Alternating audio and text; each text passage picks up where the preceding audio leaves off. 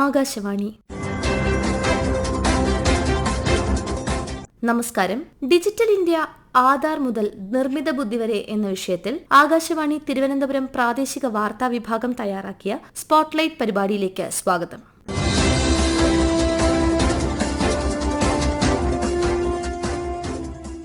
പൈതൃകത്തിനും ഗ്രാമങ്ങൾക്കും പേരുകേട്ട ഇന്ത്യ ഇന്ന് സാങ്കേതികവിദ്യ, നവീകരണം, ഡിജിറ്റൽ അടിസ്ഥാന സൗകര്യങ്ങൾ എന്നിവയ്ക്ക് ആഗോളതലത്തിൽ നേതൃനിരയിലേക്ക് മുന്നേറുകയാണ്. ഈ മാറ്റം ഒറ്റ രാത്രി കൊണ്ട് സംഭവിച്ചതല്ല. ധീരമായ ഒരു ദർശനത്തിന്റെ പ്രതിഫലനമാണ് ഡിജിറ്റൽ ഇന്ത്യ. ഡിജിറ്റൽ ശാക്തീകരണം നേടിയ ഒരു സമൂഹമായും വിജ്ഞാന സമ്പദ് വ്യവസ്ഥയായും രാജ്യത്തെ മാറ്റുക എന്ന ലക്ഷ്യത്തോടെയാണ് കേന്ദ്ര സർക്കാർ 2015 ഡിജിറ്റൽ ഇന്ത്യ സംരംഭത്തിന് തുടക്കം കുറിച്ചത്. ഇന്ന് സാധാരണക്കാരിലേക്ക് വരെ ഈ ദൗത്യം എത്തിപ്പെടുന്നു. എല്ലാ ഗ്രാമങ്ങളിലും ഇന്ന് ഇന്റർനെറ്റ് സൗകര്യം ലഭ്യമായതോടെ സ്മാർട്ട് ഫോണിലെ ഒരു ക്ലിക്ക് കൊണ്ട് സർക്കാർ സേവനങ്ങൾ ഉൾപ്പെടെ വിരൽത്തുമ്പിൽ എത്തിക്കഴിഞ്ഞു. ഓൺലൈനായി സ്കോളർഷിപ്പിന് അപേക്ഷിക്കുന്ന വിദ്യാർത്ഥികൾ മുതൽ തത്സമയ കാലാവസ്ഥാ വിവരങ്ങൾക്കായി കാത്തിരിക്കുന്ന കർഷകർ വരെ ബാങ്ക് അക്കൗണ്ടുകളിലേക്ക് നേരിട്ട് പണം കൈപ്പറ്റുന്ന പെൻഷൻകാർ ഉൾപ്പെടെ എല്ലാത്തരം ജീവിത സാഹചര്യങ്ങളിലും ഉള്ളവരെ ഡിജിറ്റൽ ഇന്ത്യ സ്പർശിച്ചിട്ടുണ്ട്. കമ്പ്യൂട്ടർ പരിജ്ഞാനം വിദൂര സ്വപ്നമായിരുന്ന ഗ്രാമപ്രദേശങ്ങളിൽ ഡിജിറ്റൽ സാക്ഷരതയും ഈ സേവനങ്ങളും നൽകുന്ന പൊതുസേവന കേന്ദ്രങ്ങൾ ഇപ്പോൾ വ്യാപകമായി കാണാനാകും. കാർഷിക മേഖലയുടെ ഉന്നമനത്തിനും നവീകരണത്തിനുമായി 2024 ഡിജിറ്റൽ അഗ്രികൾച്ചറൽ മിഷൻ ആരംഭിച്ചു. വിവിധ ഡിജിറ്റൽ കാർഷിക സംരംഭങ്ങളെ പിന്തുണയ്ക്കുന്നതിനുള്ള സമഗ്രമായ പദ്ധതിയാണിത്. ഡിജിറ്റൽ പൊതു അടിസ്ഥാന സൗകര്യങ്ങൾ, ജനറൽ ക്രോപ്പ് എസ്റ്റിമേഷൻ സർവേ നടപ്പാക്കൽ തുടങ്ങിയവ ഇതിൽ ഉൾപ്പെടുന്നു. അഗ്രി സ്റ്റാക്ക്, കൃഷി ഡിസിഷൻ സപ്പോർട്ട് സംവിധാനം എന്നിവയാണ് ഇതിൽ പ്രധാനം. കാർഷിക മേഖലയ്ക്ക് സമയബന്ധിതവും വിശ്വസനീയവുമായ വിവരങ്ങൾ നൽകുന്നതിന് കർഷക കേന്ദ്രീകൃത ഡിജിറ്റൽ സേവനങ്ങൾ സഹായിക്കുമെന്ന് പറയുകയാണ് തിരുവനന്തപുരം ICAR കൃഷി വിജ്ഞാൻ കേന്ദ്രത്തിലെ അഗ്രികൾച്ചറൽ എഞ്ചിനീയറിംഗ് സബ്ജക്ട് മാറ്റർ സ്പെഷ്യലിസ്റ്റായ ജി ചിത്ര. ഡിജിറ്റൽ മിഷന്റെ പ്രധാനപ്പെട്ട നേട്ടങ്ങൾ: നമുക്ക് പേപ്പർ വർക്കുകൾ കുറയ്ക്കാം, കൃഷി വിദഗ്ധരുടെ നേരിട്ടുള്ള സന്ദർശനങ്ങളുടെ ആവശ്യം ഇല്ലാതാവുകയും ചെയ്യുന്നു, വിള വിസ്തൃതിയെയും വിളവിനെയും കുറിച്ചുള്ള കൃത്യമായ വിവരങ്ങളിലൂടെ സർക്കാർ പദ്ധതികൾ, വിള ഇൻഷുറൻസ്, വായ്പാ സംവിധാനങ്ങൾ എന്നിവയിൽ കാര്യക്ഷമതയും സുതാര്യതയും വർദ്ധിപ്പിക്കുവാൻ സാധിക്കുന്നു. മികച്ച ദുരന്ത നിവാരണത്തിനും ഇൻഷുറൻസ് ക്ലെയിമുകൾക്കുമായി വിള മാപ്പ് തയ്യാറാക്കാനും നിരീക്ഷിക്കാനും സാധിക്കും. വിള ആസൂത്രണം, ആരോഗ്യം, കീടനിയന്ത്രണം, ജലസേചനം എന്നിവയ്ക്ക് ആവശ്യമായുള്ള കാർഷിക നിർദ്ദേശങ്ങൾ നിജപ്പെടുത്തി അനുയോജ്യമായ ഉപദേശ സേവനങ്ങൾ നൽകുവാനും ഡിജിറ്റൽ ഇൻഫ്രാസ്ട്രക്ചർ വികസിപ്പിച്ചെടുക്കേണ്ടത് അനിവാര്യമാണ്. ഇനി എന്താണ് ഡിജിറ്റൽ ട്രാൻസ്ഫോർമേഷൻ എന്നതുകൊണ്ട് ഉദ്ദേശിക്കുന്നത്? പരമ്പരാഗത രീതികളിൽ നിന്ന് സാങ്കേതിക വിദ്യയുടെ സഹായത്തോടെ കാര്യക്ഷമവും വേഗത്തിലും ഡാറ്റ അധിഷ്ഠിതമായ രീതികളിലേക്ക് മാറുന്ന പ്രക്രിയയാണ് digital transformation. Information and community technology അഥവാ ICT, ഇന്റർനെറ്റ് ഓഫ് തിങ്സ് അഥവാ IoT, ആർട്ടിഫിഷ്യൽ ഇന്റലിജൻസ് അഥവാ AI, big data, remote sensing, geographical information system അഥവാ GIS എന്നിവയാണ് പ്രധാനമായി ഉപയോഗിക്കുന്ന മേഖലകൾ. കൃഷിയിൽ ഡിജിറ്റൽ പ്രധാനമായും നടത്തുന്ന ഇടപെടലുകൾ എന്താണെന്ന് നോക്കാം. 1. പ്രിസിഷൻ ഫാമിംഗ് അഥവാ കൃത്യതാ കൃഷി. സെൻസറുകൾ, അഗ്രികൾച്ചറൽ ഡ്രോണുകൾ, സാറ്റലൈറ്റ് ചിത്രങ്ങൾ, GPS എന്നിവയുടെ സഹായത്തോടെ മണ്ണ്, വെള്ളം, വളം, കീടനാശിനി എന്നിവയുടെ കൃത്യമായ നിയന്ത്രണവും ഉൽപാദന ചെലവ് കുറയ്ക്കുന്നതിനും വിളവെടുപ്പ് വർദ്ധിക്കുന്നതിനും പ്രിസിഷൻ ഫാമിംഗിലൂടെ സഹായകമാകും. ഇത് കർഷകർക്ക് ഒരു കൈത്താങ്ങാകുകയും ചെയ്യുന്നു. ഫാം മെക്കനൈസേഷൻ അഥവാ കാർഷിക യന്ത്രവൽക്കരണത്തിനായി സ്മാർട്ട് മെഷീനുകൾ, ഓട്ടോമേറ്റഡ് മെഷീനുകൾ, GPS ഘടിപ്പിച്ച ട്രാക്ടറുകൾ, അഗ്രികൾച്ചറൽ ഡ്രോൺ സ്പ്രേയിംഗ് സംവിധാനങ്ങൾ, സെൻസറുകൾ ഉപയോഗിച്ചിട്ടുള്ള സ്മാർട്ട് ഇറിഗേഷൻ, മൈക്രോ ഇറിഗേഷൻ എന്നീ ജല സംവിധാനങ്ങളെല്ലാം സ്മാർട്ട് മെഷീനുകളുടെ വകുപ്പിൽ വരികയും കർഷകർക്ക് കൃഷിച്ചെലവ് കുറയ്ക്കാൻ സഹായമാകുകയും ചെയ്യുന്നു. ഡേറ്റ മാനേജ്മെന്റ്, കാലാവസ്ഥാ വിവരങ്ങൾ, വിപണി വിവരങ്ങൾ, വിളയുടെ രോഗം അഥവാ കീടം സംബന്ധിച്ച മുന്നറിയിപ്പ് എന്നീ സേവനങ്ങൾ ഡാറ്റ മാനേജ്മെന്റിലൂടെ കർഷകർക്ക് ലഭിക്കുന്നതാണ്. സ്റ്റേറ്റ് ഓഫ് ഇന്ത്യയുടെ ഡിജിറ്റൽ എക്കണോമി റിപ്പോർട്ട് 2024 പ്രകാരം സമ്പൂർണ്ണ സാമ്പത്തിക ഡിജിറ്റൈസേഷൻ കാര്യത്തിൽ ഇന്ത്യ ആഗോളതലത്തിൽ 3-ാം സ്ഥാനത്താണ്. കൂടാതെ വ്യക്തിഗത ഉപയോക്താക്കളുടെ ഡിജിറ്റൈസേഷന്റെ നിലവാരത്തിൽ G20 രാജ്യങ്ങളിൽ 12-ാം സ്ഥാനത്തും. ഇന്ത്യയുടെ ഡിജിറ്റൽ സമ്പദ് വ്യവസ്ഥ മൊത്തത്തിലുള്ള സാമ്പത്തിക വ്യവസ്ഥയേക്കാൾ ഇരട്ടി വേഗത്തിലാണ് വളരുന്നത്. ഇത് 2029-30 ആകുമ്പോഴേക്കും ദേശീയ വരുമാനത്തിന്റെ 1/5 സംഭാവന ചെയ്യും. അതായത് 6 വർഷത്തിനുള്ളിൽ ഡിജിറ്റൽ സമ്പദ് വ്യവസ്ഥയുടെ പങ്ക് രാജ്യത്തെ കൃഷിയേക്കാളും ഉൽപാദനത്തെക്കാളും വലുതായിത്തീരും. ലോകത്തിന്റെ, പ്രത്യേകിച്ച് ഇന്ത്യയുടെ പുതിയ മുഖം AI നിശ്ചയിക്കുന്ന കാലത്താണ് നമ്മൾ ജീവിക്കുന്നതെന്ന് കേരള സർവകലാശാലയിലെ മുൻ പ്രൊഫസർ ഡോക്ടർ അച്യുത് ശങ്കർ അഭിപ്രായപ്പെട്ടു.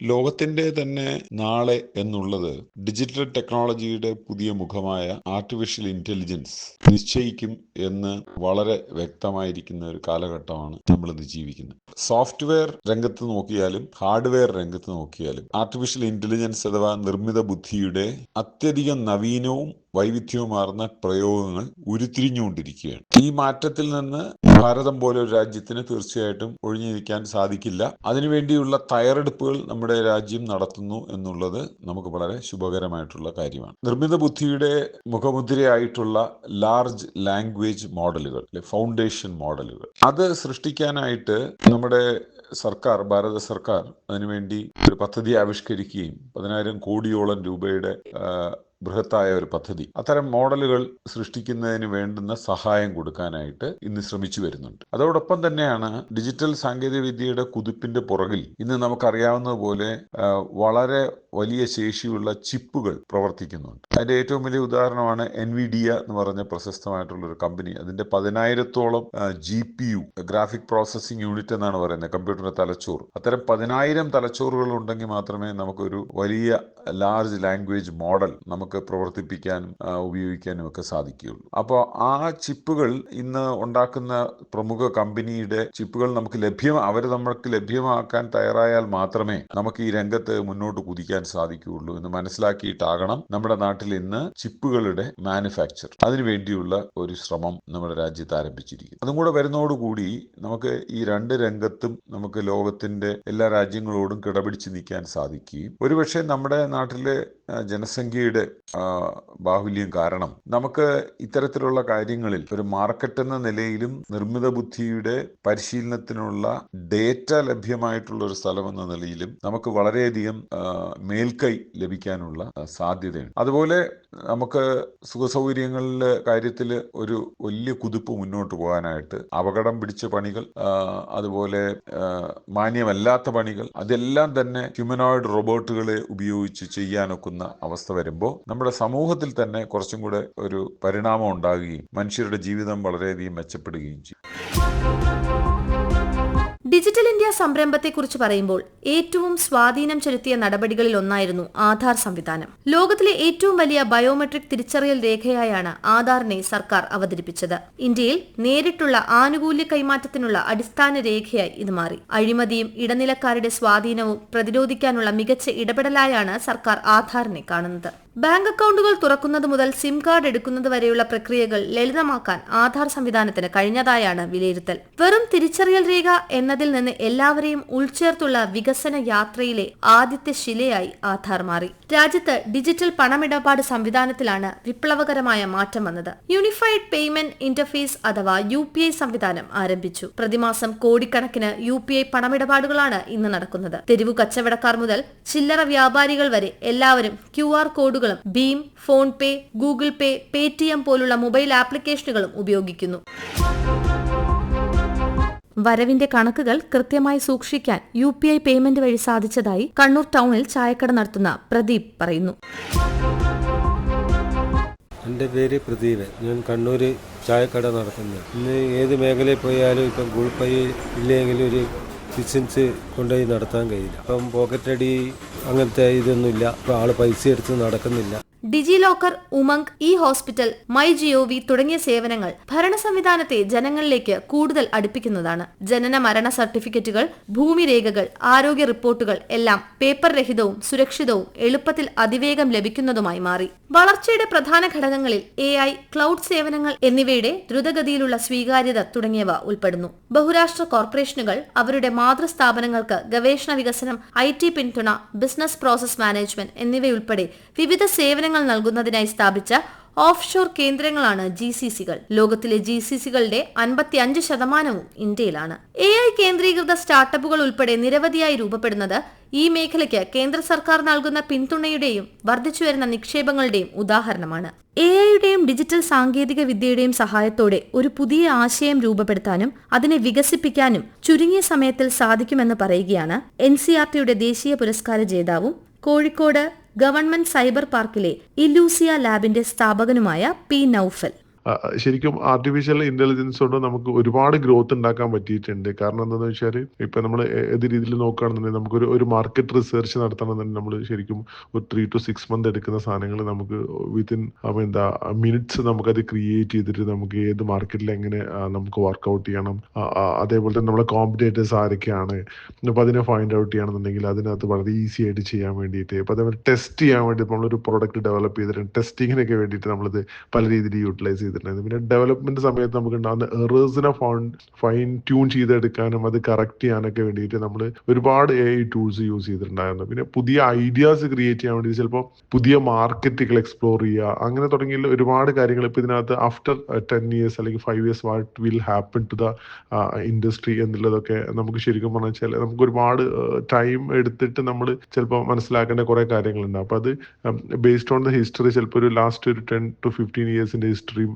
അപ്കമിങ് ഇയേഴ്സിൻ്റെ ഹിസ്റ്ററിയും ഒക്കെ കണക്ക് കൂട്ടിക്കൊണ്ട് നമുക്കൊരു ഭയങ്കര ഡീറ്റെയിൽ ആയിട്ടുള്ള റിപ്പോർട്ടൊക്കെ തരുമ്പോൾ നമ്മൾ ഒരുപാട് ടൈം അതിനകത്ത് കുറച്ചിട്ടുണ്ട്. എഡ്യൂക്കേഷൻ സെക്ടറിൽ നോക്കുകയാണെന്നുണ്ടെങ്കിൽ നമുക്ക് സ്റ്റുഡൻറ്റിനെ അസസ് ചെയ്യുന്ന കേസിൽ നമുക്ക് AI നന്നായിട്ട് ഹെൽപ്പ് ചെയ്തിട്ടുണ്ട്. കാരണം ഇപ്പോൾ ഒരു സ്റ്റുഡൻ്റ് ഒരു വീഡിയോ കാണുന്ന സമയത്ത്, ഒരു പ്രാക്ടിക്കൽ ചെയ്യുന്ന സമയത്ത് നമ്മളൊരു വെർച്വൽ പ്രാക്ടിക്കൽ ലാബ്സ് ആണ് നമ്മൾ ഏറ്റവും കൂടുതൽ കൊടുക്കുന്നത് ഇമേഴ്സീവ് സയൻസ് കാറ്റഗറിയിലൊക്കെ.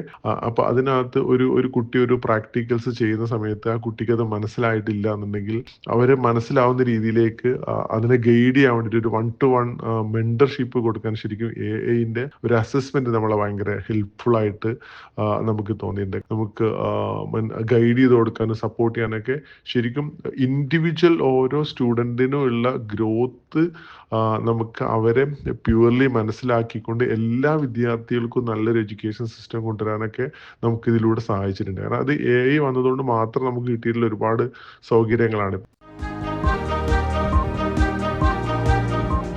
ഇന്ത്യയുടെ ഡിജിറ്റൽ സമ്പദ് വ്യവസ്ഥ സാമ്പത്തിക വളർച്ചയുടെയും തൊഴിലിന്റെയും ഒരു പ്രധാന ചാലകശക്തിയായി ഇതിനോടകം മാറിക്കഴിഞ്ഞു. തൊഴിൽ മേഖലയിൽ സ്ത്രീകളെ ശാക്തീകരിക്കുന്നതിലും വിവിധ മേഖലകളിൽ പുതിയ അവസരങ്ങൾ സൃഷ്ടിക്കുന്നതിലും ഇത് വലിയ പങ്ക് വഹിക്കുന്നു. ഡിജിറ്റൽ പ്ലാറ്റ്ഫോമുകളുടെ ദ്രുതഗതിയിലുള്ള വികാസം ഇന്ത്യയുടെ സുതാര്യവും സുസ്ഥിരവും വികസിതവുമായ ഭാവി രൂപപ്പെടുത്താനുള്ള പ്രധാന ഘടകമായി ഇതിനോടകം മാറി എന്നു തന്നെ പറയാം. നിങ്ങൾ കേട്ടത് ഡിജിറ്റൽ ഇന്ത്യ ആധാർ മുതൽ നിർമ്മിത ബുദ്ധി വരെ എന്ന വിഷയത്തിൽ ആകാശവാണി തിരുവനന്തപുരം പ്രാദേശിക വാർത്താ വിഭാഗം തയ്യാറാക്കിയ സ്പോട്ട്ലൈറ്റ് പരിപാടി.